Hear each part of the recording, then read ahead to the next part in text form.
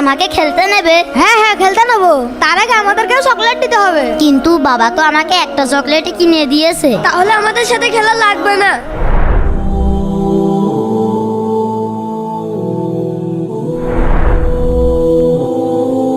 বলো বাবা, কি লাগবে?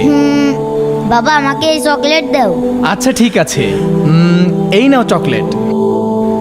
বাবা আমাকে আরো 2টা চকলেট দিবে? কি বলো, আর 2টা চকলেট কি করবে? আমার আরো 2টা বন্ধু আছে, ওরা খুব গরিব মানুষ। আমি যখন চকলেট খাই তখন ওরা আমার দিকে তাকিয়ে থাকে।